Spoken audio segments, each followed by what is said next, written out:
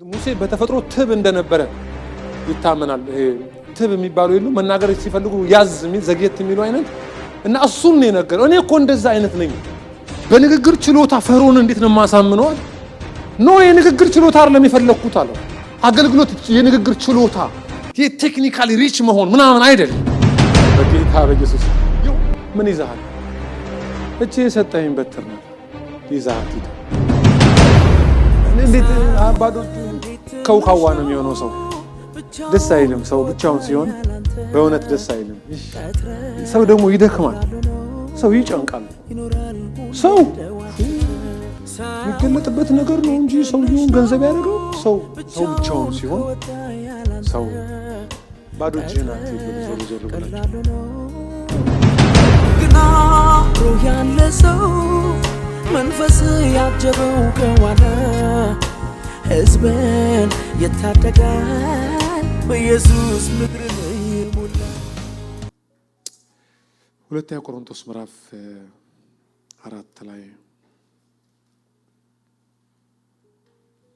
እጅግ በጣም አስደናቂና የአዲስ ኪዳንን ከብሉይ ኪዳን ጋር ፈጽሞ ያጣመረ ምዕራፍ ነው። ሰሞኑንም ሳስተምር ከነበረ ሀሳብ አንጻር ደግሞ የምጠቀልልበት በጣም በረርን አሁን አንድ ከዛ በቃ መደበኛ ህይወት ማለት ነው። ከዚህ ሀሳብ ጋር ተያያዥ ነው።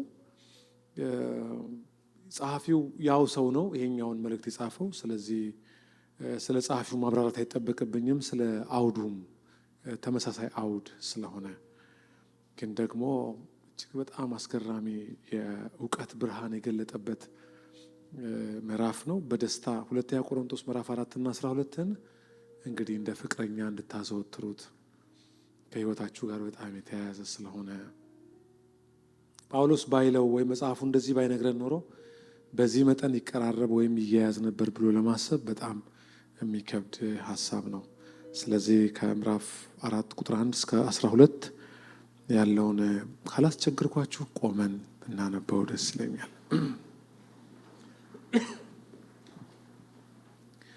ስለዚህ ምክንያት ምሕረት እንደተሰጠን መጠን ይህ አገልግሎት ስላለን አንታከትም ይላል።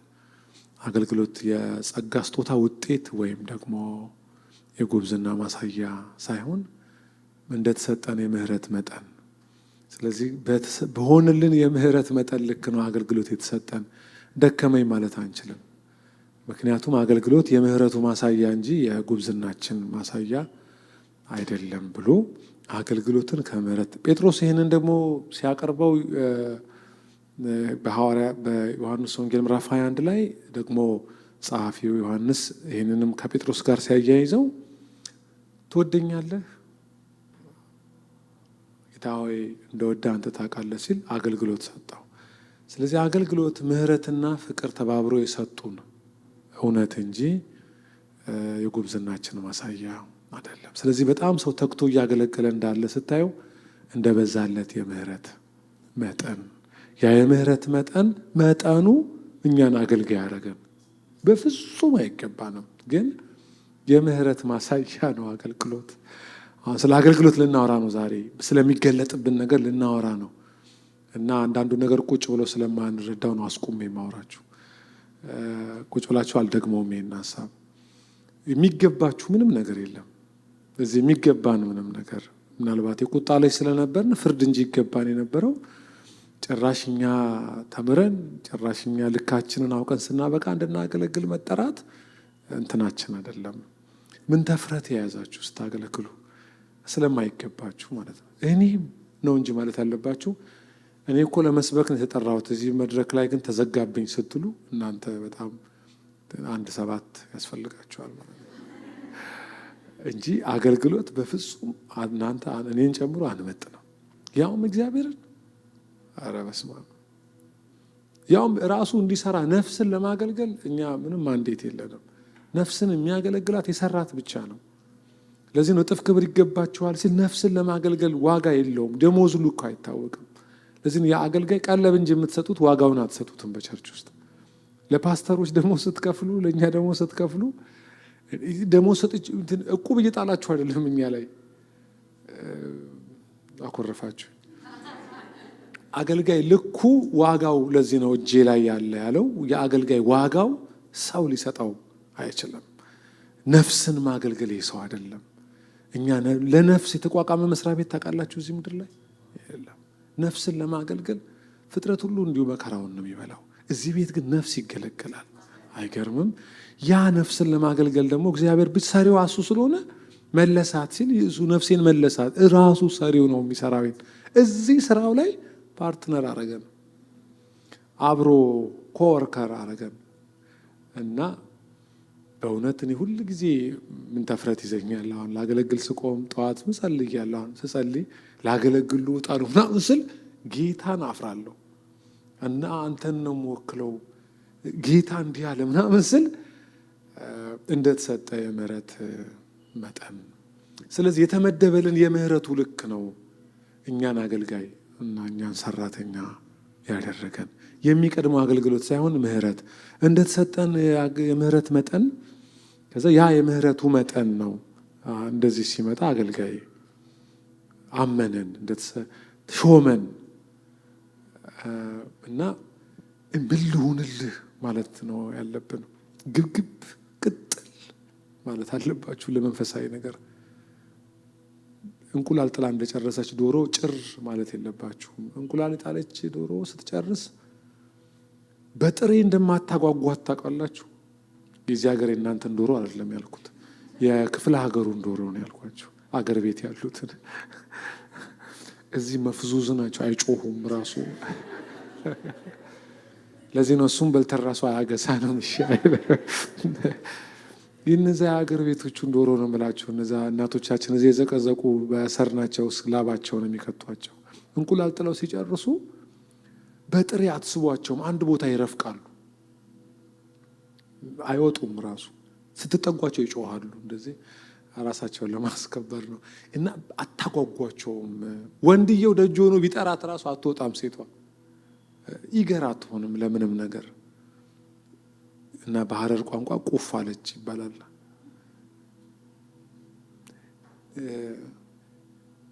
ጋለ ያለ ነገር ለመመለስ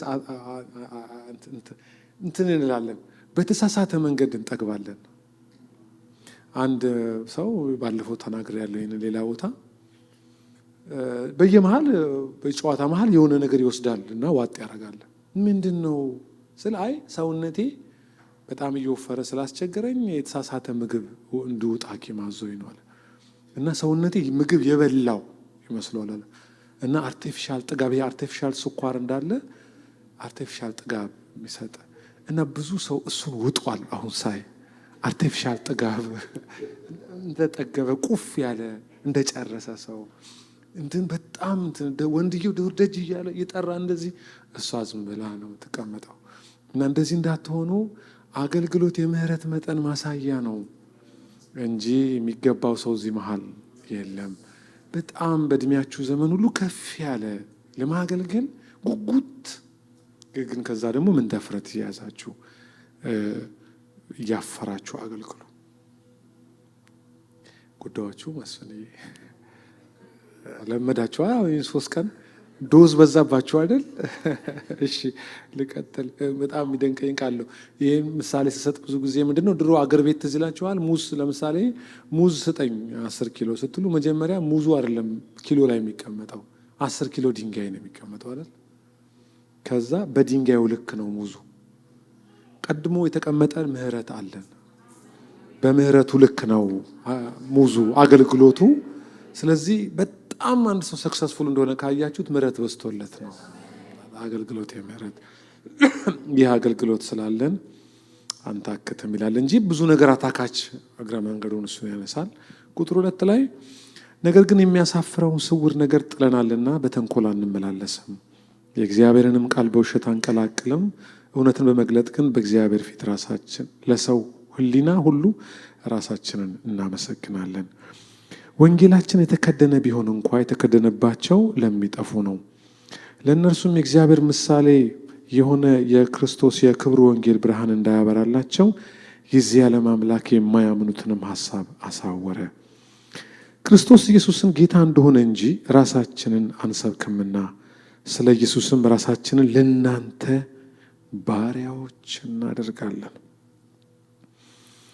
በክርስቶስ ፊት የእግዚአብሔር የክብሩን እውቀት ብርሃን እንዲሰጥ በልባችን ውስጥ የበራ በጨለማ ብርሃን ይብራ ያለ እርሱ ነውና። ይሄ ብርሃን ትዝ ይላችኋል። ይሄ ብርሃን እኮ ዘፍጥረት ምዕራፍ 1 ቁጥር 2 አይደል? ምድር ቅርጽ የለሽ ባዶና ጨለማ ውጧት ነበር ይላል አዲሱ መደበኛ ትርጉም ላይ።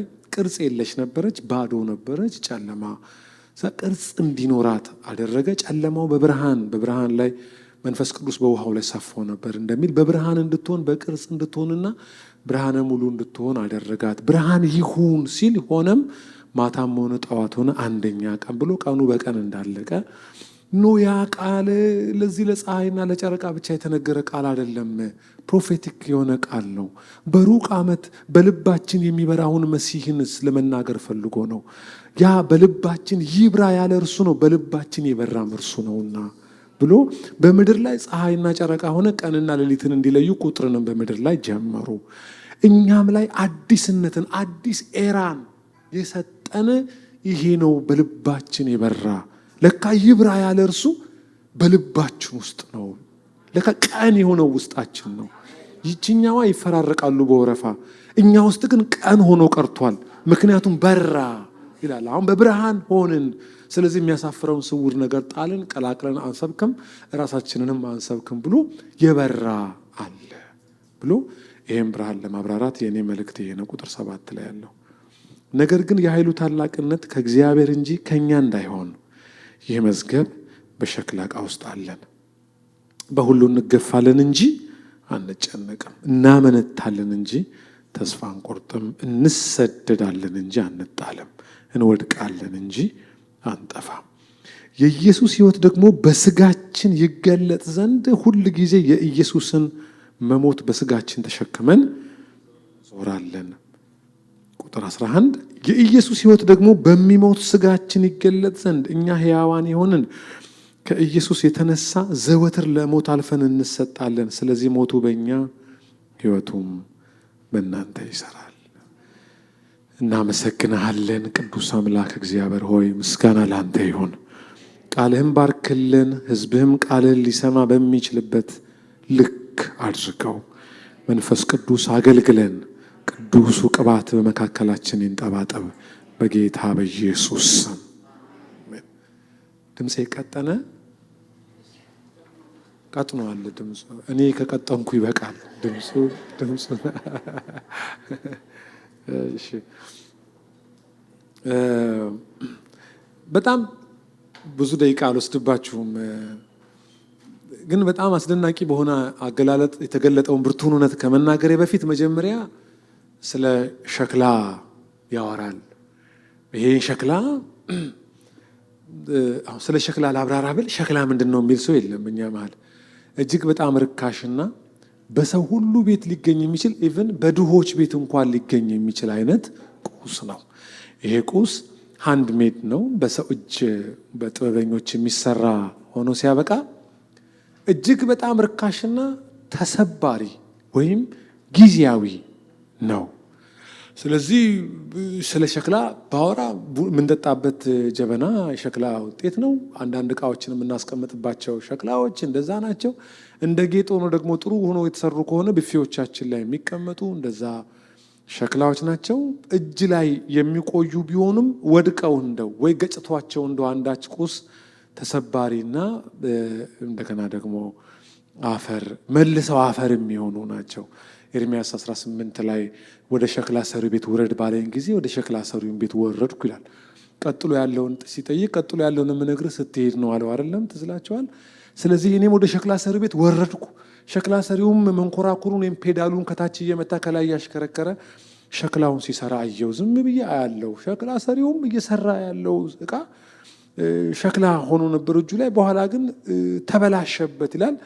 ከዛ መልሶ ጭቃ አደረገው። መልሶም ሌላ እቃ አድርጎ እንደወደደ ሰራው ይልና እጁ ላይ ተበላሸ ይልና መልሶ ሌላ እቃ አድርጎ ሰራው ይላል። ስለዚህ እነዚህ ሸክላ ሰሪዎች ሸክላውን ሲሰሩት ከሰሩት በኋላ መልክ ካጣባቸው መልሶ ያበላሹታል። አንዳንዴ የሆነ ነገር ስህተት እንኳን ከገጠማቸው መልሶ ያበላሹታል። መልሶ አድቅቀው ደርቆ ከሆነ አድቅቀው እርጥብ ከሆነ መልሶ ጭቃ ያደርጉትና መልሰው ይሰሩታል። ስለዚህ ርካሽ ተሰባሪና ብዙም ዋጋ የሌለው ነው ሸክላን። ተስማምተናል አይደል? እና እኛ በዚህ ስለተመሰልን እንግዲህ በጣም ልካችሁን ወቁ ነው። በጣም ኦሮሞ ሰው ሲያስቸግር አደበዱ ይላል። አደበዱ ጀቹን እንደዛ ማለት ነው። ሲያስቸግር አንድ ሰው ኦሮምኛ የምታውቁ ካላችሁ በጣም ታውረፍ ልክህን ወቅ ሲል አደበዱ ልክህን። እና እኛ በጣም እንዳንንጠራራ ሸክላ አድርጎ ርካሽ በሰው ሁሉ ቤት የሚገኝ ምናልባት ተሰባሪ አይነት እቃ ሆኖ ቀረበ። ይሄ የከበረው ሰው ለካ ሸክላ ነው፣ ጊዜያዊ ነው፣ ተሰባሪ ነው፣ ርካሽ ነው ነው የሚለው። ስለ ሸክላው ነግሮን ቢንጨርስ እዚህ መሰብሰብ አልነበረብንም። ግን እንግዳ ነገር አወራን። በሸክላ እቃ ውስጥ የሸክላውን ዋጋ የሚጨምረው ሸክላ እቃ ውስጥ የሚቀመጠው እቃ ነው። ለምሳሌ የከበረ ወርቆች የሆነ እቃ ቢኖር እኮ ምሳሌ ያሳይ ነበረ። ዋጋው ለምሳሌ ላስቸግር እንዴ፣ አሁን ይሄ ውሃ ባዶ ቢሆንና ከዛ ላስቲክ ነው አይደል? በቃ የውሃ ላስቲክ ነው። ይህን ወርቅ ከጣቴ ላይ አውልቄ ብከተው እዚህ ውስጥ ውሃ ላስቲኩ ነው ዋጋ የሚጨምረው ወይስ ውስጡ ስለገባበት እቃ ነው ላስቲኩ የሚጨምረው? የዋጋውን ውድነት ዲተር ያደረገው ምኑ ነው?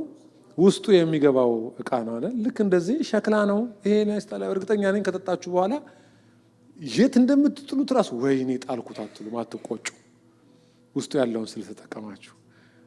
ምክንያቱም በጣም ርካሽ ይሆናል አይደለም? በእርግጥ የምንከፍለው ለእቃው ነው ይባላል። የሚጠጣውን ውሃ የዋጋውን ውድነት የወሰነው ውስጡ የገባበት እቃ ነው። ውስጡ የገባበት እቃ ያንን ሸክላ እንድንወደው፣ እንድናከብረው፣ እንድንንከባከበውና ጥሩ ቦታ እንድናስቀምጠው ምክንያቱ በውስጡ የምናረገው። በዚህ ምክንያት በእኛ አገር ለምሳሌ ጨሌ ምናምን ይመለክ ከነበረ ብሩንቱቻ ታውቃላችሁ። ድሮ አይገርምም? እንደ ሲዝን እኮ እግዚአብሔር የጨሌን ዘመን ዘግቶታል። ማለት በየቤቱ ፈጫሳ እየተደረገ ቂንጬ ምናምን እየተበላ ሸቃባ ይመለክ ነበር ታውቃላችሁ። ጨሌ ውስጡ ይቀመጥበት ነበር እና አንዳንድ እናቶች እንዳውም እሱን ቀና ብለን እንዳታይ ምናምን ብለን እንፈራዋለን። ሸክላ ነው። ሸክላ ውስጥ ግን ጨሌ ይቀመጣል። የሆነ ጨሌ አድርገው ምናምን አድርገው ሸቃባው እና እንዳውም እኔ ይህን አስታውሳለሁ። በሰንዴ ስኩል ሙቭመንት እግዚአብሔር እጁን በእኛ ገልጦ ከሰራው በኋላ በምድራችን ላይ በቋሚነት የሰበረው አንዱ የመናፍስት አሰራር ጨሌን ነው። በየሰው እናቴ ቤት ነበር አስታውሳለሁ። እናቴ ቤት ብዙ ሰው ቤት ነው የነበረው። አንዳንዱ እንደውም አንድ አልበቃ ብሎ ከአያቱ ሁሉ ወርሶ 2-3 ሁሉ ሰንዱቅ የሆነ የእንጨት እንትን ሳጥን ነገር አለ ቁልፍ አድርገው እናቶቹ ወደ ጡታቸው ውስጥ ነው የሚያስቀምጡት ራሱ እንትኑን እና በአመት አንዴ ነው የሚከፈተው። በጣም ያስፈራሩናል። ግን እሱም ቢሆን የሚቀመጠው በሸክላ ውስጥ ነው እና ለሸክላ ቫሊዩ እንዲኖረን አድርገውን የነበሩን አያቶቻችን በአብዛኛው ከጨሌ ጋር የተያዘ ነው። አኮረፋችሁ። አሁን አለ እንዴ ቤታችሁ? የጎዳችሁ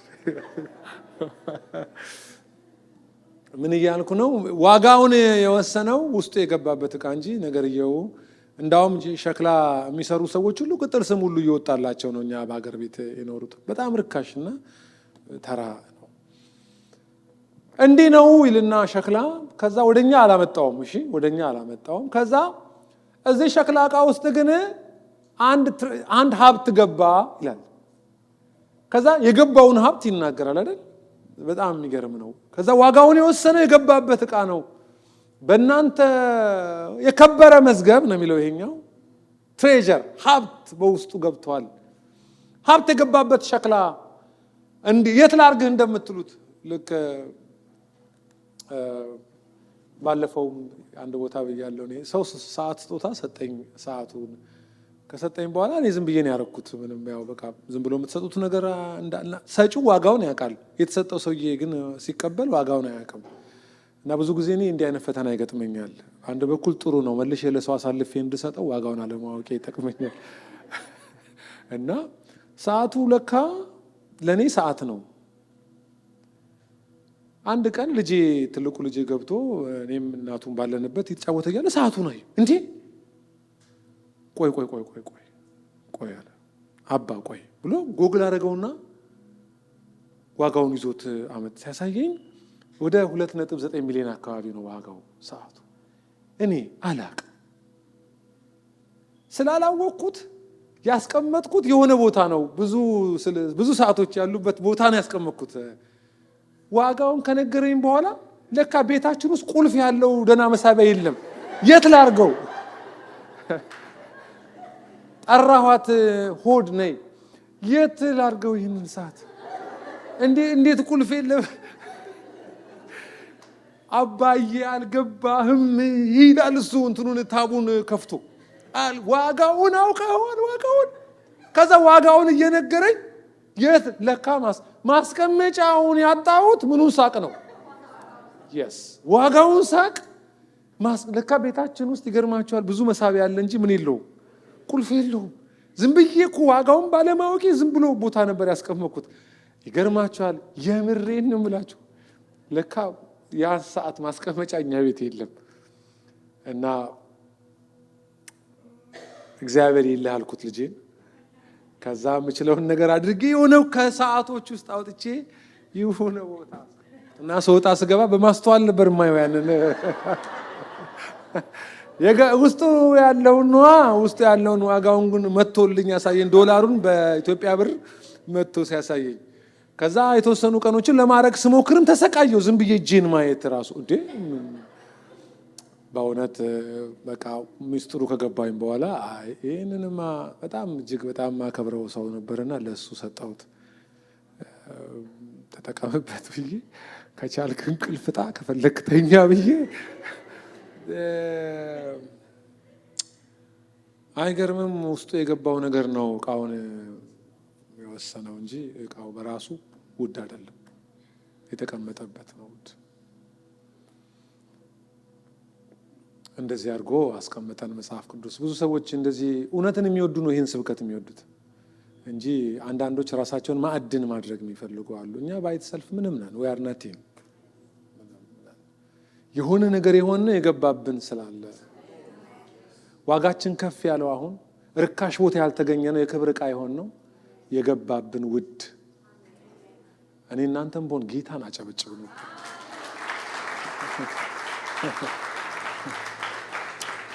በጣም በብዙ ትትና ጥሩ ፊት እያሳያችሁ ታጠገባችሁ ያለውን ሰው ከገባብህ የተነሳ የተከበርክ ነህ በሉት። ክቡር ዕቃ ነህ፣ ክቡር ዕቃ ነህ። አሜን። ስለዚህ የከበረ ቦታ ያስቀምጠን ራሱን አኑሮብን ዋጋችንን ጨመረው እንጂ እኛ ምንም ነን። እንዴት ጤና እንደሆነ እኮ እናንተ አታውቁም። አሁን የምሰብካችሁ ነገር በጣም ጤነኛ ትሆናላችሁ እንደዚህ ስታስቡ ስለራሳችሁ። አንዳንዱ ሰው በጣም በሰው ዘንድ ዝም ብሎ የሚነፋፋው ነገር የለም፣ በጣም የተሻለ እንደሆነ ምናምን ይላል።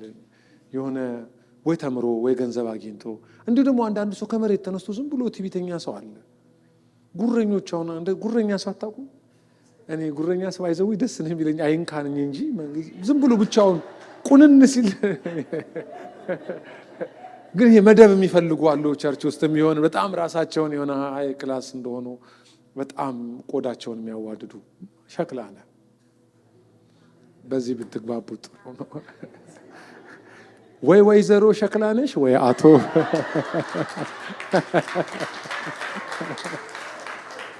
ይሄ ጉባኤ ግን በጣም ሆነ የተፈወሰ ህዝብ ነው። እኔ እንደዚህ እውነት እንደዚህ እየገጠመኝ አይደለም። እዚህ በእውነት ቴንኪው እንደዚህ እውነትን እንድትወዱ አድርገዋችኋል መሪዎቻችሁ።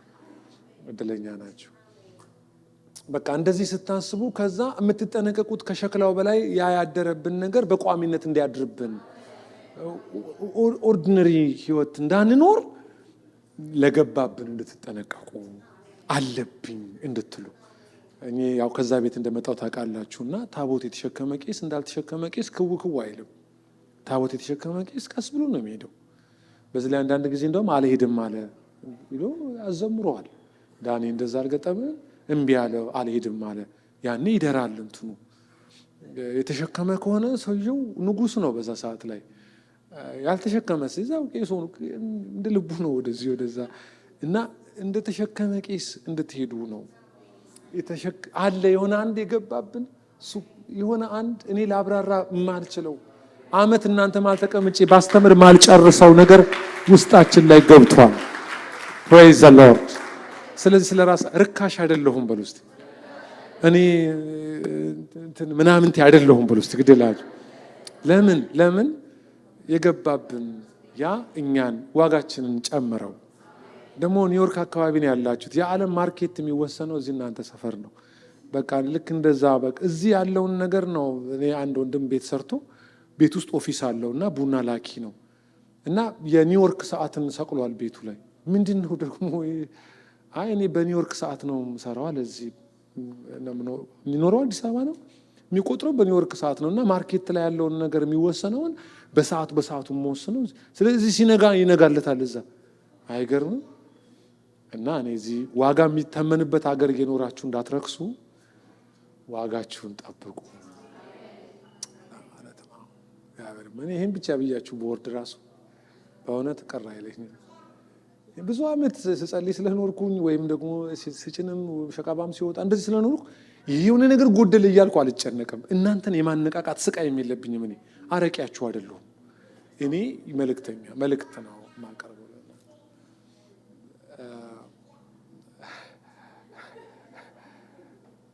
በጣም ብንከበርም ከገባብን አንጻር እንጂ በማንነቱ የተለየ የሆነ አማራ ኦሮሞ እኛ መሀል የማይሰራው ለዚህ ነው። ሰው ነው፣ ቋንቋ መግባቢያ ነው። ከዚህ ያለፈ ምንም ነን እኛ። ምን አዲስ ነገር አለ? የገባብን ለወጠን፣ የገባብን ቀየረን፣ ስፍራችንን ቀየረው። እግዚአብሔር ተባረከ ይሁን። እንደዚህ ነው አባቶቻችን ድሮ ጥሩ ነገር የሚያስቀምጡት ሸክላ ውስጥ ነበር። ይህንን ታሪክ ማየት ትችላላችሁ።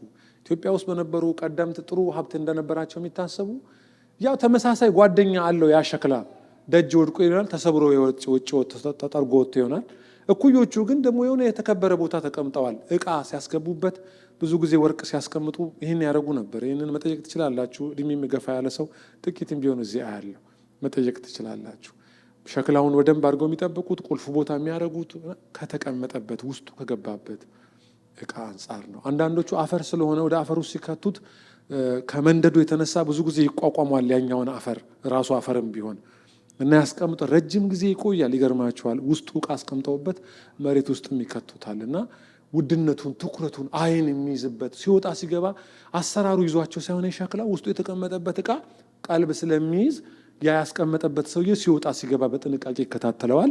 የከበረን ቦታ ያ ምንድነው የገባብን ነው። እሱን ደግሞ ሲናገር የጨለማ ነበርን ብሎ ቁጥር 4 እና 5 አካባቢ ላይ ያወራል። ይሄንን በጣም ይገርማል። ቁጥር 5 ላይ ክርስቶስ ኢየሱስ ጌታ እንደሆነ እንጂ ራሳችንን አንሰብክም ካለ በኋላ በክርስቶስ ፊት የእግዚአብሔርን የክብሩን ዕውቀት ብርሃን እንዲሰጥ በልባችን ውስጥ የበራ ይለዋል። ይሄ አስደናቂ ቃል ነው። በውስጣችን የበራ አለ። የበራብን ያ ብርሃን ደግሞ ብሎ ማን ነው ሲል በጨለማ ብርሃን ይብራ ያለ ማን ነው? እግዚአብሔር ነው። እርሱ ነው። ከዛ በልባችን ውስጥ የበራው ራሱ ኢየሱስ ነው። እርሱ ብርሃን ነው በባህሪው እና በልባችን ውስጥ ገባ፣ በራ። ከገባብን የተነሳ ፈካን፣ ተቀየርን። የክብር ዕቃ እንደገና ደግሞ መዝገብ ያለብን ሸክላ ሆን ብሎ የገባብንን ይናገራል። በስመ አብ። እስቲ ኢየሱስ ገብቶብኛል ብለው አንዴ። በባህሪያችን የቁጣ ልጆች ነበርን አይደል? በባህሪያችን ጨለማ ነበርን፣ ደካሞች ነበርን፣ ሙታን ነበርን፣ ኃጢአተኞች ነበርን። ሳለን ቢለው ትዝ ይላችኋል። አንደኛ ቆሮንቶስ ሮሜ ምዕራፍ 5 ላይ ነበርን እንደዛ። ግን ገባብን። ከገባብን የተነሳ የሚያሳፍር ነበርን። በስውር የኃጢአት ልምምድ ነበርን። በጨለማ የምንኖር ብቻ ሳይሆን እንደ ጳውሎስ ዘገባ እንደውም ኤፌሶን ምዕራፍ 5 ላይ ራሳችሁ ጨለማ ነበራችሁ ይላል። እንዲህ ነበራችሁ። ከዛ ያ ብርሃን የበራው ጨለማ ላይ ነው ይላል። በልባችን ነው ደግሞ የበራው ይላል። ከበራ በኋላ ይኸው ፈክተን ቀረን፣ እንደገና ደህና ሆነን ቀረን ብሎ የገባብንን ውዱን ያብራራዋል። የከበረውን መዝገብ፣ የተቀበልነውን መዝገብ፣ ከሌላ ሸክላ የለየንን መዝገብ፣ እንደ ማንኛውም ሰው ከመኖር የተለየንበትን መዝገብ በውስጣችን የገባብንን ይናገርና የዋጋችንን ውድነት ያነሳል። እግዚአብሔር የተባረከ ይሁን። የእግረ መንገዴን ብዙ ጊዜ ጠቀማለሁ ይህንን ቃል ሰውነቴን ስገነባ ወይስ ጠብቅ ጤንነቱን ለመጠበቅ በተቻለ መጠን ስጸልይለት ለዚህ ስጋ እንደገና ደግሞ ጤናማ ምግብ ብቻ ለመብላት ስሰቃይ እንደገና አንዳንዴ የምወደው ነገር ይኖርና በአብዛኛው የተከለከሉ ነገሮች ይጣፍጣሉ። ታውቃላችሁ፣ የሚጣፍጥ ነገር ነው የተከለከለው። ይሄ ሰውነት እንዴት ፈተና ውስጥ ወድቋል። አሁን ልበላው ስል እንትን ነው ይለኛል አእምሮዬ። ዝም ብሎ እንትን ጃንክ ነው ይላል። ወይ የሆነ በጠበቅኩት ቁጥር ጌታ ሸክላውን ለመጠበቅ ፈልጌ አይደለም፣ የከበረ መዝገብ ሸክላ ውስጥ አለ ይላል። ሲጎሳቆል ሲል ጠብቀዋለሁ፣ እንትን አድርጎ በርታ አይዞ ምናምን እለዋለሁ። ዛሬ ጠዋት ራሱ 1 ተኩል ደቂቃ አሯሩጬዋለሁ። ይሄን ስጋ ስነ ስርዓት ያዝ መዝገብ አለብህ እያልኩ እንጂ እኔ ቦዲ ቢልደር አይደለሁም። ከኔ የተሻሉ ናችሁ፣ ሁላችሁም ከኔ ደህና ናችሁ። እኔ ንፋስ እንዳይወስደኝ ነው የምሰራው ቀጥኝ ይወዛ እና እንዳው የከበረ መዝገብ ውስጥ አለ ብላችሁ አስታውሱት። መዝገብ አለብህ። እሺ፣ የኃይሉ ታላቅነት አይደል? ይሄ የዚህ የኃይሉ ታላቅነት ከኛ አይደለም። እኛማ ብሎ የኛን ልክ ከነገረን ምዕራፍ 6 ቁጥር 7 ማነው ቁጥር 7 ላይ ነገር ግን የኃይሉ ታላቅነት ከእግዚአብሔር እንጂ አሜን ከኛ እንዳይሆን ከኛ እንዳልሆነ ከኛ አንፃር ምንም ነገር የለም። እንግዲያውስ አንድ ነገር ተረዱ፣ የኃይል ታላቅነት እኛ ውስጥ ገብቷል እንጂ ሰስኔማውን አሜን አሜን በሉ። እኔ ውስጥ የገባ እኔ ማልወስነው እኔ እስከዚህ ማልለው ማልሰፍረው መስመር ማላበጅለት የኃይል ታላቅነት እኔ ውስጥ ገብቷል። አንዳች ሱፐርናቹራል የሆነ ሰው ብቻ አይደለሁም፣ ስጋ ብቻ አይደለሁም፣ ሸክላ ብቻ አይደለሁም። እዚህ ሸክላ ውስጥ የገባ ሸክላ ውስጥ ያደረ የኃይል ታላቅነት በእኔ ውስጥ የገባ አለ። እንደ ፍጥረታዊ ሰው ብቻ እንዳልዳኝ የሚያደርገኝ የተለየ ፐርሰናሊቲ እንዲኖረኝ ያደረገ የለየኝ የቀደሰኝ ለፈቃዱ የለየኝ እማገለግልበትን ኃይል በእኔ የሰጠ እማፈራበትን የሰጠ እምወጣ የምገባበትን ጠላትን ድል የምነሳበት ኃጢአትን እምቢ የምልበት አንዳች መለኮታዊ ኃይል በእኔ ውስጥ ገብቷል ይላል። እስቲ ሴት አሜን። የገባብኝ አለ፣ የተቀበልኩት አለ። ይሄን ማወቅ በጣም መሰረታዊ ነው። ይሄን ማወቅ በጣም መሰረታዊ ነው ማለት አሁን ይሙላን ስል ከሌለበት አይደለም እኮ ውስጥ ነው እኮ ያለ ገብቷል እኮ ኦሬዲ እንዲቆጣጠርኝ ራሴን እየፈቀድኩ እንጂ እኮ ይሄ መንፈስ ቅዱስማ ልጅ የሆንኩ ቀን ዳግም የተወለድኩ ቀን ህጋዊነትን ያገኙት በተቀበልኩት መንፈስ ቅዱስ በኩል አሁን አባ የምልበትን ስልጣን የተሰጠኝ ራሱ በተቀበልኩት በዚህ ሀብት ወይም በመንፈስ ቅዱስ አማካኝነት ነው። ምን ማለት ነው? እንደ ማንኛውም ሰው ነኝ። የስ ሸክላ ነኝ። አዎ ልኬን አውቃለሁ። አዎ ግን ደግሞ እንደዚህ ብቻ አይደለሁም። ለምን? የገባብኝ አለ፣ የበራልኝ ብርሃን አለ በእኔ ውስጥ። እንደ ማንኛውም ሰው የማልሆንበት የተቀላቀለኝ ክብርና ሀብት መለኮታዊ ኃይል። እስቲ ጮሁና ኃይል በለው አንዴ። ኃይል፣ ይሄ ኃይል አለ በእኔ ውስጥ። praise the lord። ከኔ አይደለም እንጂ የኃይሉ ታላቅነት ከላይ ነው እንጂ ኃይል አለብኝ። እስቲ ኃይል አለብኝ በለው አንዴ። ጂሰስ ነኝ። ቤተክርስቲያን የዚህ ኃይል አብሳሪ ናት። ቤተክርስቲያን የዚህ የኃይል ታላቅነት ሰባኪ ነች። እኛ ሁላችን እጃችንን አንስተን ስንቀበለው የገባብናል አንዳች ነገር እንድንሆን የሚያደርግ ከመደበኛ የህይወት ስርዓት ሌላ እንድንኖር የሚያደርግ የገባብን አለ። እስቲ የገባብኝ አለ በለው አንዴ። የተቀበልኩት ኃይል አለ በለው አንዴ። የኃይሉ ታላቅነት በለው እስቲ አንዴ። ከኔ አይደለም፣ ከሰው አይደለም፣ ከዚች ምድር አይደለም፣ ከጌታ ነው በለው አንዴ። እንግዲያውስ በለው አንዴ ከተለመደ ውጪ የሚሰራብኝ የእግዚአብሔር ኃይል አለ በለው እስቲ። በእኔ ሆኖ ይገለጣል፣ በእኔ ሆኖ ያፈራል፣ በእኔ ሆኖ እገለጣለሁ፣ በእኔ ሆኖ ለብዙዎች ተርፋለሁ፣ በእኔ ሆኖ መናፍስቶችን አስወጣለሁ፣ በእኔ ሆኖ ህሙማንን እፈውሳለሁ፣ በእኔ ሆኖ praise the Lord። እዚህ ላይ ካልተግባባን ይሄን ማስቀመጥ ነው ያለው። ተራ ሰዎች አይደለም። ያናት ኦርዲነሪ አይደለም። ንገሩት ለራሳችሁ። ስማችሁን ጠርታችሁ ተራ ሰው አይደለም። የከበረ መዝገብ ላይ አለ። ከማንኛውም ሰው የምበልጥበት አንድ ነገር አለ። እኔ ላይ የገባብኝ ነገር አለ። እስቲ አሜን በሉ አንድ። እኔ አሁን ሰካራም ደስ አይልህም? እኔ እንደ ሰካራም የሚነካኝ ሰው የለም በዚህ ምድር ላይ። ብው ብሎ በብርድ ተቆራምዶ ሰው ሁሉን ትችል እሱ ሞቅ ብሎት ወዛ ብሎ የሆነ አካሄዱን ራሱ የገባበት ነው የሚሰጠው። ሽታንም የገባበት ነው የሚሰጠው። ኢቭን ንግግሩን ራሱ የገባበት ነው የሚሰጠው። ምን ሆናችኋል? ፈገግ ብሎ በሚያስለቅስ መሃል ይዘፍናል። ገብቶበት እኮ ነው። አካሄዱ ልግድል ልወላገድ ብሎ አይደለም፣ የገባበት ነው አካሄድ የሚሰጠው፣ ጠረን የሚሰጠው። እኔ እናንተም በሆኑ እኮ አሜን እል ነበር። ልንለያይ ስንል አሜን ተዋችሁ እንዴ እንጂ ሰስኔ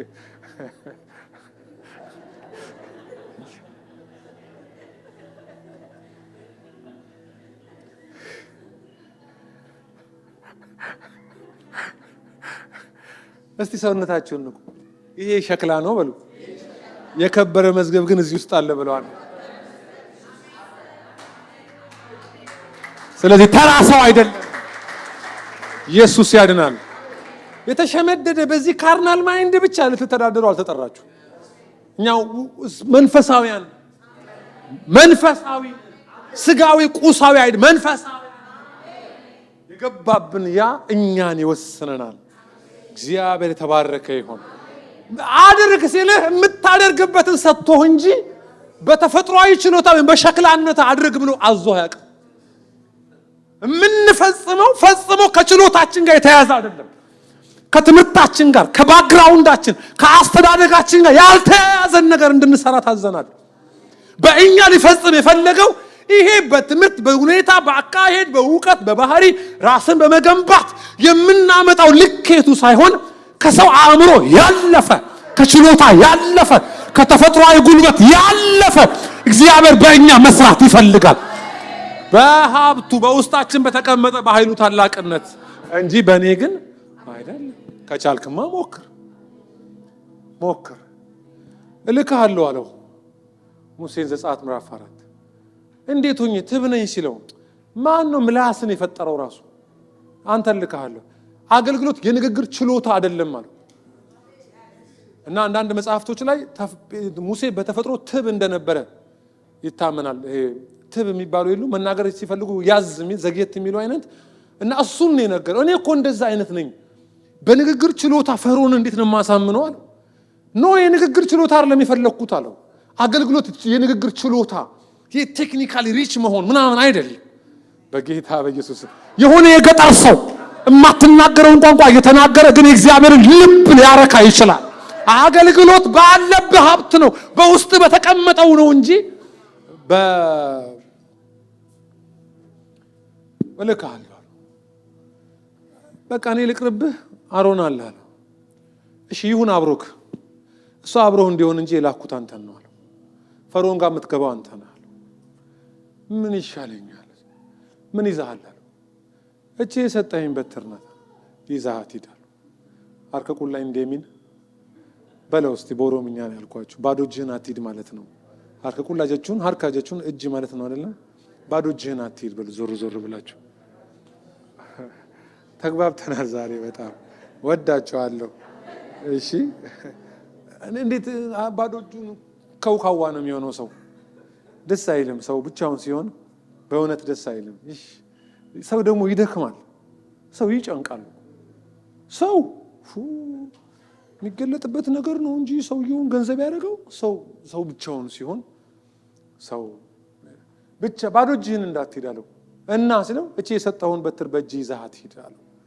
እቺ ይዛሃት የምትሄደው አንተ የምታረግናት። ይሄ እንትን ከፈርዖን አብሮ ካለው ኢቭን ከአሮን ተካፈሉት አላለውም። አሮንን እንዱላውን በእጅ ይዛ ጥሪ ነው። ጥሪ ባለ አንድ ሰው ነው። እግዚአብሔር በኮሚቴ ጠርቶም መርጦም አያውቅም። ቤተክርስቲያኑትም ሽማግሌ ምንም ቢያስፈልግ በማህበር እየተቀባቡ ለመቀጠል ምንም ቢያስፈልግም ግን ፊተኛ የሆነ ሰው አስፈላጊ ነው። ሁሉ ይሄ መርህም ነው። እግዚአብሔር የጠራው እንደዚህ ነው። ሰው እሱሳ ሲለው አንተ ለራስህ እኔን ተከተለኝ አለው ጴጥሮስም ስለ ዮሐንስ እያሰበ አለ ይላል። እና በእጁ ሲይዝ ኦልሬዲ ከሌሎቹ ተለይቷል። አይ እስቲ የሚለይ ነገር ዛሬም በእጆቻችሁ ይግባ እንደገና ከሌላው የሚለይ ማለት ስትላቅ አንዳችን ከሌላው የምትለይበት ነገር የገባበት የከበረ ሀብት ከሌለ ሊልክህ አይችልም። ከላከስ there is something በቃ አርጎብሃል ማለት ነው። ይሄ ነው ማገልገያው መሳሪያው ነው። መገለጫው ነው። ይሄ እንደ ማንኛውም ሰው ከመሆን የምንለይበት ነው። ይሄ መንፈስ እግዚአብሔር በውስጣችን ላይ እንዲያመጣው እናፍቃለሁ። ችሎታዬ የምንለው ሳይሆን ስራብኝ፣ የኃይል ታላቅነት ይገለጥብኝ፣ የኃይል ብርታት ይታይብኝ፣ በዚህ ልውጣ በዚህ ልግባ የሚል በኢየሱስ ስም ሽምግልናዬም በዘይት ይለመልማል አይደል የሚለው። አንድ ቀንድ እንዳለው ኃይሌ ከፍ ከፍ ይላል አለ ዳዊት። ልክ አንድ ቀንድ ያለው አውራሪስ አይተሃል? መሬት እንደሚያርስ አንድ ቀንድ እንዳለው ጉልበቱ እንዳልተከፋፈለ ቀንድ እንዲህ ነው ሽምግልናዬስ በዘይት ነው የሚለመልመው። ዘይት መቀኔ ሲኖር ቆዳ ኩስታ ትለመልማለህ፣ አትጎብጥም ነው።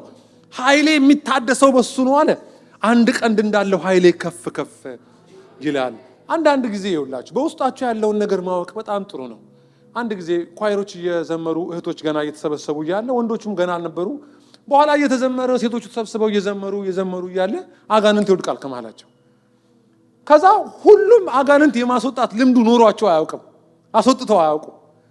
ሲያዩት ሸቃባው ነው። መዝሙር ደብተሩን ሁሉ በታተነው ላያቸው ላይ በጣም በቃ ከዛ ወንድሞች ሲጠሩ ማን ነው ቅርብ ያለው እንትና ስልክ ይደወል ምናምን እያሉ ከነሱ መሃል አንዷ በኢየሱስ ስም ትለዋለች። በኢየሱስ ስም ይጮሃል። ቆይ አለች። ጠጋ ብላ በኢየሱስ ስም ዝም ውጣ፣ በኢየሱስ ስም ጮሆ አይወጣም። ወጣ። ከዛን ቀን ጀምሮ ወንድሞች ሰላም ለእናንተ ይሁን ይወጣል። ምን እያልኩ ነው? የማስወጣት ማንዴቱ ለሆኑ ሰዎች አይደለም አለ። ውስጥ የከበረው ሀብት በውስጣችን አለ። ያንን ፕራክቲስ ማድረግ መኖር መለማመድ፣ ያን መዝገብ መክፈት እንጂ ሰስኔም እግዚአብሔር ይሄ መንፈስ በውስጣችሁ ያስገባ።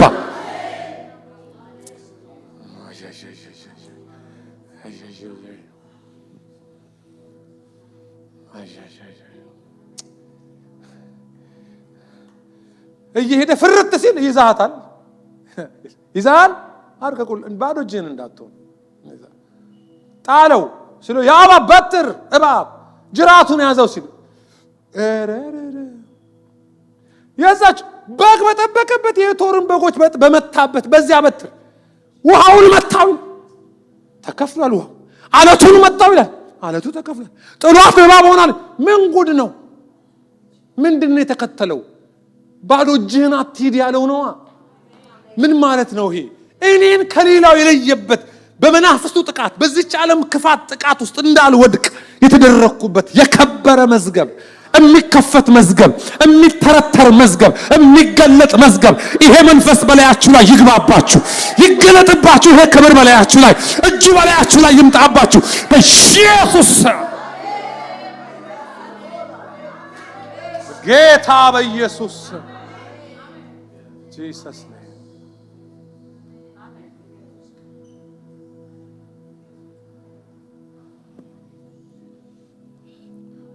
አንደኛ ቆሮንቶስ ምዕራፍ 3 ቁጥር 1 ላይ አንድ የሚያስፈራ ቃል አለ።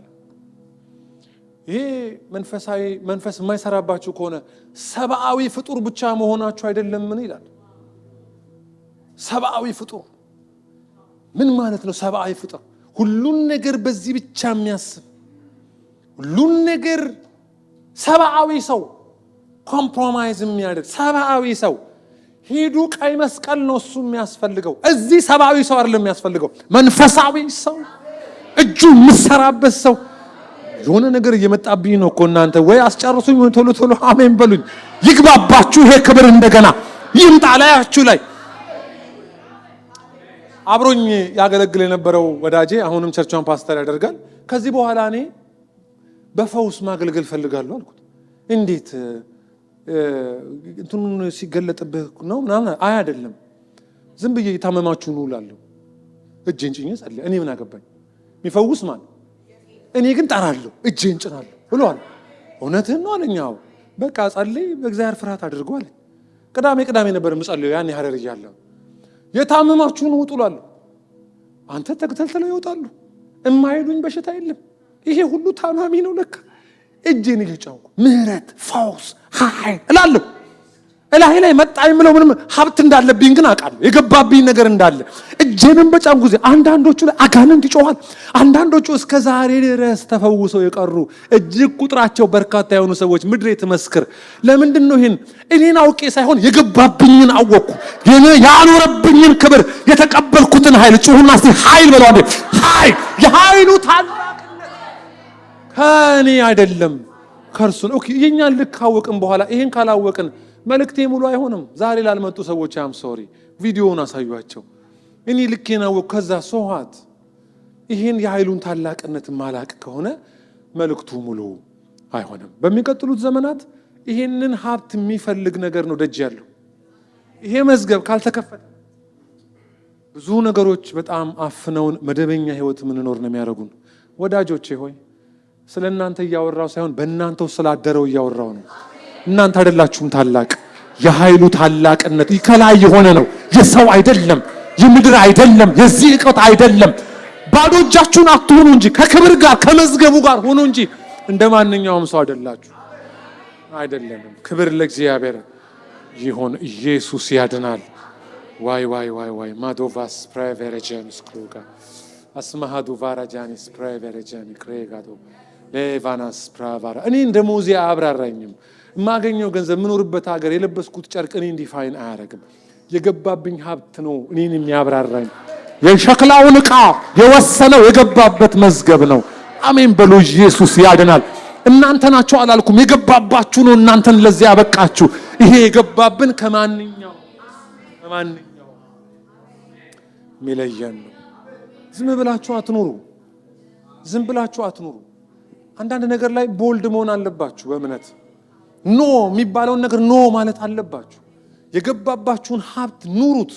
ሀብት ነው፣ የሚሸረፍ ነው፣ የሚከፈት ነው፣ የሚገለጥ ነው፣ የሚሰበክ ነው፣ የምታወሩት ነው፣ ማኒፌስት የሚያደርግ ነው፣ ሸክላውን የሚቆጣጠር በሸክላው ላይ የሚገለጥ ነው። ሐዋርያት ሥራ 17 ላይ እግዚአብሔርም ድንቅንና ተአምራትን በእጆቻችን ያደርግ ነበር አለ። የኛ እጅ ምልክት ነው። እጃችንን የጫነው እኛ ነን። የሰራው እሱ ነው። የፈወሰው እሱ ነው። የቀባው እሱ ነው። የቀየረው እሱ ነው። እኛ እጅ ላይ አልፎ ሰራ ይላል።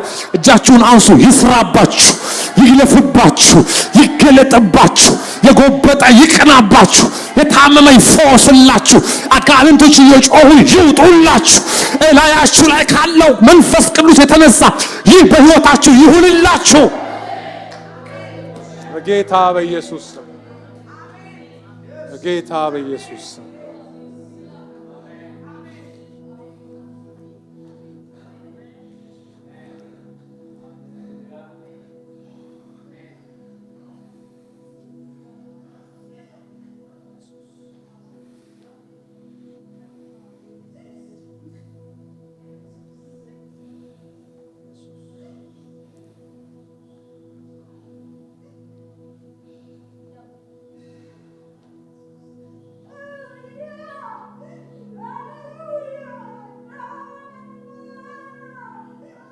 ጌታ በኢየሱስ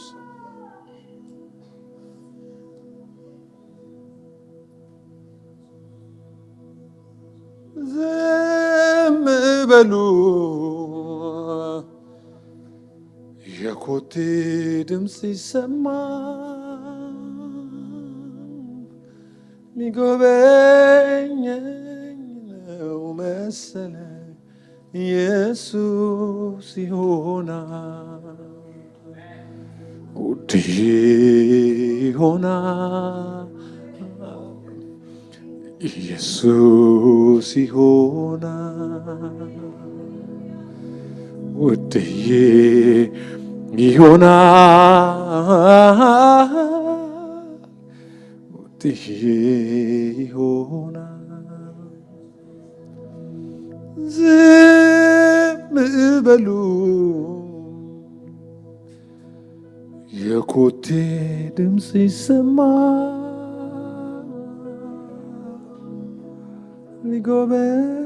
ሊጎበኘው መሰለኝ ኢየሱስ ይሆናል ውድዬ ይሆናል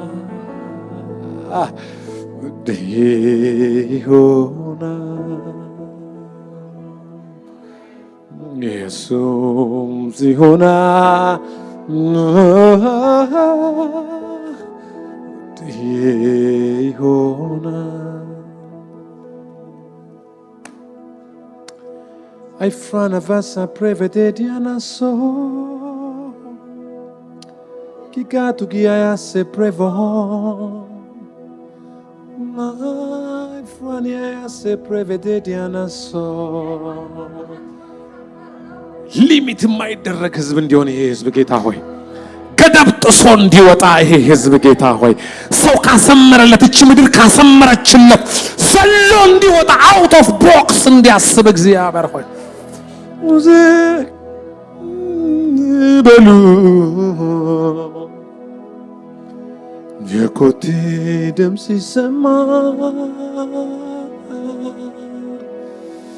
ገበኝ መሰለ ኢየሱስ ይሆናል ውድዬ ይሆናል ኢየሱስ ይሆናል ውድዬ ይሆናል ውድዬ ይሆናል Ai frani massacri gadova Shadu gania se prevo Regia ya krigadu frivani ma se prevo ኢየሱስ ያድናል እስቲ አንዴ ቀና በሉ ምን እንደሚል ታውቃላችሁ የእግዚአብሔር ቃል ለአገልግሎቱ ሾመኝ ታማኝ አድርጎ ስለቆጠረኝ ይልና ኃይል የሰጠኝን እግዚአብሔርን አመሰግናለሁ ይላል ምን ማለት ነው ይሄ ኃይል የሰጠኝን ይላል ይሄ ኃይል ጨጓራ ጣፊያ የማያመነጨው ኃይል የሰጠነውን ምግብ ሰውነታችን ፈጭቶ ሲያበቃ የማይሰጠንን ኃይል የሰው አይደለም ማለት ይሄ ኃይል ግን ኃይል የሰጠኝ እግዚአብሔርን አመሰግናለሁ እና አንድ ኮሜንተሪ ላይ ምን ብሎ ያብራራዋል ይሄን ቃል ለምሳሌ አንዳንዶች በመንግስታት በጣም ሲታመኑ መንግስታትን መሪዎችን የእናንተን ሀገራውን ትራምፕ የሚጠበቅበትን ጠባቂዎቹ ገን ይሰጧቸዋል ያ መሳሪያ ኃይል ይባላል እና ፕሬዝዳንታችሁ ያወራ አይፈራም ለምን ታማኝ ለሆኑት የተሰጠ ምን አለ ኃይል እጃቸው ላይ አለ እና ያን መንግስት ኪፕ ያደርጋል መንግስቱን ይጠብቁታል ኦነስት ናቸው የሚቃጣ ክፉ ነገር ካለ እንኳን ከዋናው ይልቅ ቀድሞ የሚሞቱት እነማን ናቸው ኃይል የሰጠኝን ሚለው ፕሮቴክት እንዳደርግ ኪንግደም በእኔ ላይ የተቀበልኩት ኃይል አለ የግለሰብ ጥቅም ማግኛ ጥሩ ኑሮ መኖሪያ አይደለም ኪንግደሙን ሰርቭ ማረግበት ነው ያንን መንግስት መጠበቅበት ጉልበት ጡንቻዬንና ጉልበቴን ሰብስቤ ሳይሆን የሰጠኝ ገና ስለዚህ ጉዳያቸው አለ መነጽራቸውን አድርገው በጣም ዘና ብለው የኢትዮጵያው ጠቅላይ ሚኒስትሩ ቆመው ሲያወሩ አጠገባቸው ያሉ ጥቁር መነጽር ያደረጉ የሚቀርጽ ካሜራ መነጽር አድርገው ይላል እሱ ዝም ብሎ ፑልፒቱን ይዞ ወይ ተጻፈ ያነባል ወይ ሐሳቡን ያወራል እነዚህ ግን ታማኝ ተደርገው የተቆጠሩ የመንግስቱ ምን ታጥቀው ኃይል ታጥቀው ታማኝ ሆነው ሚቃጣውን ሁሉ እነሱ እየወሰዱ እንዲህ ነው የሚለው መጽሐፉ ኃይል ሰጠኝ የመታመኔ ልክ ነው የደሞዝ ልክ አይደለም የመታመን ልክ ነው ስለዚህ ለአገልግሎቱ ሾመኝ ምን አድርጎ ስለቆጠረኝ ቆጠረኝ ታማኝ ነው ታማኝ እኮ አይደለም ባይሰልፍ ግን ነው ብሎ ቆጠረኝ እንደ ታማኝ ሰው ተቆጠርኩና ኃይል ሰጠኝ ኦ ማይ ሎርድ የዚህ ኃይል ባለቤት ነኝ ኃይል አለ ላይ ብቻዬን አይደለሁም ኃይል አለ ገን አለ፣ የታጠቁ አሉ። አንዳንዶቹ ረጃጅም ሩቅ የሚያዩበት ስናይፐር አላቸው። መንግስት ያስታጥቃቸዋል። ኃይል ተቀብለው ኃይል የሰጠኝ እግዚአብሔር አመሰግናለሁ። እኔ ኃጢአተኛ ከዋና ነበርኩ ብሎ ስለራሱ ነበርኩ ዋና፣ ባንዲራ ያዥ ነበርኩ የኃጢአተኛ፣ ግን ዋና በመሆን በእኔ ምህረቱን ያሳይ ዘንድ ሳላውቅ ባለማመን ስላደረኩት ምህረትን አገኝ። ሰዎች እኔን እያዩ እንዲድኑ ማሳያ አረገኛል። እኔን ጠርቶ በዚህ ላይ ደግሞ መጥራቱ ብቻ ሳይሆን ምን ሰጠኝ? እስቲ ኃይል የሰጠኝን ብለው አንዴ ኃይል የሰጠኝን ከዚህ በላይ ከሄድኩ ጥሩ አይደለም። በቃ ያበሪ ባርካችሁ።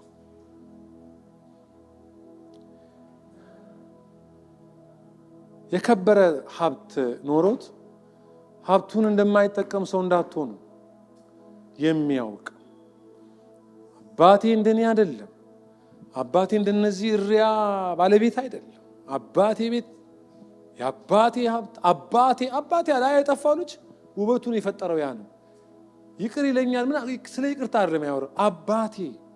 አባቴ እንደዚህ አይደለም፣ የኮራ ነው። ግብዣው ራሱ የተረፈ ነው። ብዙ ጊዜ ግብዣ ሲያደርግ ተርፎ ነው። የኔ አባት ሀብቱን አወቀ አይደል? ውስጡ ያለ አወቀ። ለዚህ ነው አካባቢውን የቀየረው። ትቶት ሄደው ሪያን መጠበቅ ቢን የተጣለውን እንኳን በበላ ከዚህ ይሻላል። ለምን? አባቴ ቤት የተረፈ ግብዣ። እኔ ይሄን ሰው ይላወራ ፈልጌ አይደለም። እዛ ቤት ውስጥ የነበረው ጨዋው ያ ሀብቱን ሳይቀበል ድርሻውን ሳይሄድ የተቀመጠው ሰው ያትዝላችኋል ምን እንዳለው?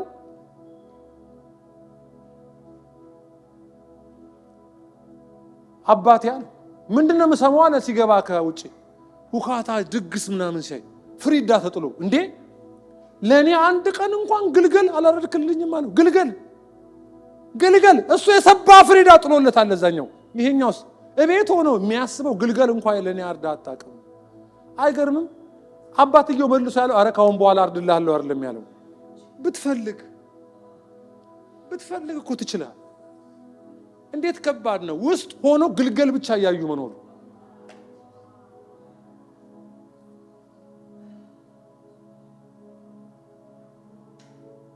ብቸኝነት ሰምቶኝ አያውቅም። አንድም ቀን ብቻዬን እንደሆንኩ እግዚአብሔር ምስክሬ ነው። the face of God አልዋሽ።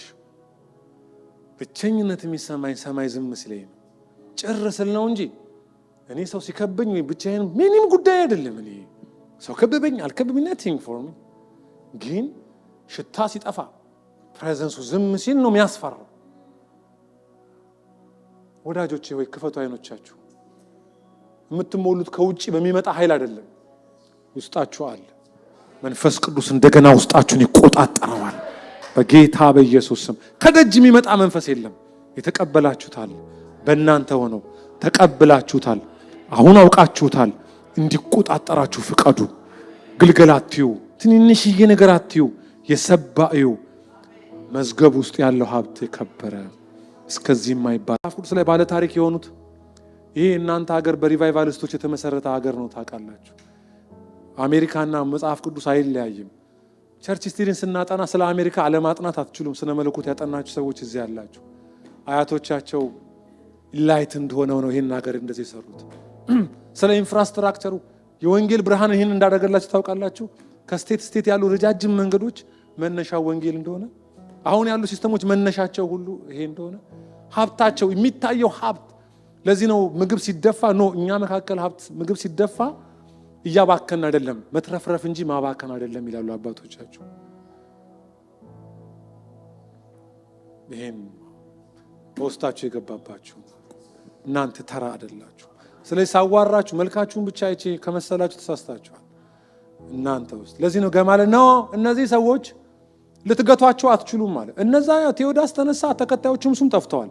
እኛ ሰፈር ማን ነው ይሁዳ የሚባልም ነበረው 400 ተከታይ ነበረው፣ እሱም ሞተ፣ ሌሎች ተከታዮቹም ተበተኗል። እነዚህ ግን እኔ ታላቅ ነኝ አይሉም ማለት። የሚጠሩት አንድ ስም ነው። እነዚህን እንዳውም ስትነኳቸው ከእግዚአብሔር ጋር ምናልባት እንዳትጣሉ። እነዚህ ሰዎች የወከሉት ማንን ነው አለ? ሰማይን ነው አለ። እነዚህ እንደ ሌሎቹ እንዳይመስሏቸው፣ ቁጥራቸው ትንሽ ቢሆንም ተራ አይደሉም እና ተው አለ። እንዳውም አዲሱ መደበኛ ትርጉም ላይ ልታቆሟቸው ይላል፣ ልትገቷቸው አትችሉም ይላል። ምን ማለት ነው? ይሄ እየጎረፈ ያለን ወንዝ እንደማትገድበው ይላል። እነዚህን መገደብ አትችሉም። በጌታ በኢየሱስ ስም ምን አለ ለኔ ብላችሁ አትገደብም በተባባል ውስጥ አንድ ጊዜ አይወስኑህም። የሰው አይምሮ አይወስንህም። የሰው አመለካከት አይወስንህም።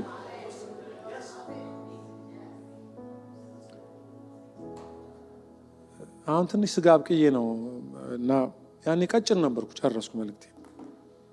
ትናንትና ወዲያ ሳወራላችሁ ነበር እና ሐዋሳ የሚባል ከተማ ላገለግል ሰው አያቀኝም እና ቀጭን ነኝ። ኮትን ብዙ አልለብስም፣ እንደዚህ ሸሚዝ ለብሼ። በኋላ የጋበዘኝ የቸርቹ ወንጌላዊ ነው። ያ ወንጌላዊ ዓለም ዩኒቨርሲቲ ስለሚያቀኝ ነው የጋበዘኝ። በኋላ ጨንቋችኋል የሚሰብከው ማን ነው ብሎ አይተውኝ ስለማያውቁ ብዙ ሰው ያየኛል። በኋላ ገባው። ሽማግሌዎቹ እዚያ ያሉ። የጋበዘኝ ወንጌላዊ ከሽማግሌዎቹ ጎን ነው የተቀመጠው። ከኔ ጀርባ ያወራሉ። እሱ ነው የሚያገለግለው ይለዋል ሽማግሌው። ወንጌላዊ እሱ ነው ከኔ ጀርባ ደህና ያገለግላል ማለት ሳይዜን ሲያየው ጨነቀው። እንዲህ አይነት ነገር ብዙ ቦታ ገጥሞኛል፣ ግን አላወራም። አሁንም አንዳንድ ምልክት ያለው እዚህ ምድር ላይ እና የሆነ አንድ ነገር ድቤ የሚወድ ሰው አለ።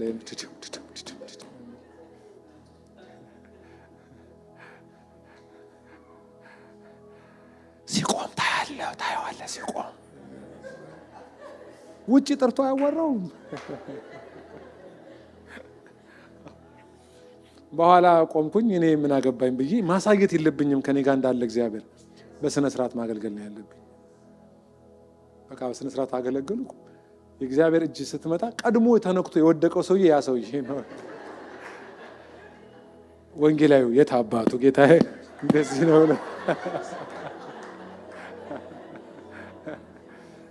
ውጡ፣ ከሳይዝ ከትከሻ ውጡ፣ አትለካኩ። ዝም ብሎ ባዶ ነገር ላይ ዝም ብሎ አንዳችሁ ላይ አትሸቀሙ። እንትን አትነጅሱ ሰውን ዝም ብላችሁ ካፈራሰይ ከተማን ካስከተለ እግዚአብሔር ያድርገው። ምን አገባችሁ? እልል ብለ እየተከተላችሁ ዋናው ይድራልን እንጂ እሳቱ ዝም ብሎ ይንደድ እንጂ የግለሰብ ጉዳይ አይደለም። የክብር ጉዳይ፣ የማንነት ጉዳይ እኮ አይደል፣ የኪንግደም ጉዳይ ነው። ጤነኛው ነው።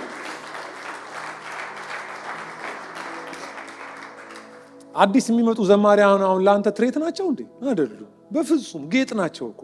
አዲስ የሚመጣ ሰባኪ ቀድሞ ለመጣ ሰባኪ ፈተና አይደለም። አንድ አዲስ የሚመጣ ባለ ሀብት ቀድሞ ለነበረ ሀብት ፈተና አይደለም። እኛ አይነቶች ነን። በፍጹም እኔ የማገለግለው ነገር ላይ ተሳክቶልኝ ባገለግልኩ የእሷን ዕዳ ነው የተወጣሁት። ኪንግደሙ ላይ ተካፍለን ነው እየሰራን ያለ ነው። አንዱ የአንዱ ፈተና አይደለም፣ አንዱ የአንዱ በረከት ነው እንጂ እኔን እጁን ደግፉት። በቃ ድሉ የሁሉ ነው እንጂ ድሉ የሙሴ ነበር እንዴ? አይደለም። ሲደግ በደግ ያደረጉለታል። ሲጸልዩ በደግ ሲያደርጉት እዛ ኢያሱ ድል ያደረገኛል። የስ አስተካክዬ ወርጉርዬ እኮ ነው የመታሁት አይልም ኢያሱ።